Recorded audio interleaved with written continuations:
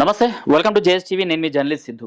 అవి కేరళ చరిత్రలోనే అత్యంత క్రూరమైన హత్యలు ఇవి పోలీసులు చెప్తున్నారు ఈ మాటలు. అయితే కేరళ తిరువనంతపురంలో యువకుడు అఫాన్ 23 సంవత్సరాలు 5 కుటుంబీకులను చంపిన ఘటనలో దారుణ విషయాలు వెలుగులోకి వస్తున్నాయి.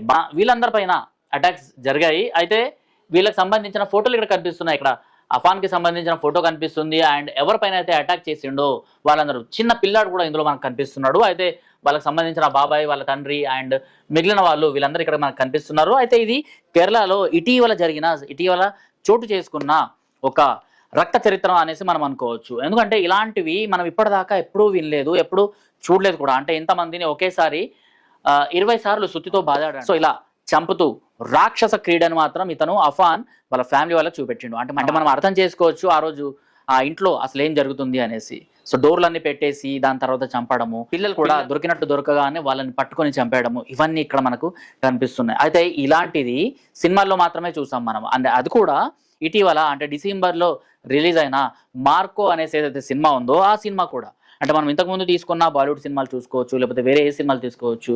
సో ఇలాంటి సినిమాలు చూసుకున్నా కూడా అందులో మార్కో సినిమాలో ఉన్నంత విధంగా ఈ రక్తపు మార్కులు అయితే మనకు ఎక్కడ ఏ సినిమాలో కనిపించలేదు. మీరు ఈ సినిమాను కనుక చూసినట్లయితే చికెన్ షాప్స్ లో ఏవైనా జంతువుల్ని వధించిన తర్వాత వాటిని చిన్న చిన్న పీసెస్ గా ఎలా చేస్తుంటారో, సో అలానే మార్కో సినిమాలో villain gang and hero gang so అలా చంపుతూ వెళ్తారనమాట. సో ఇదంతా మార్కో సినిమాలో చూపించారు.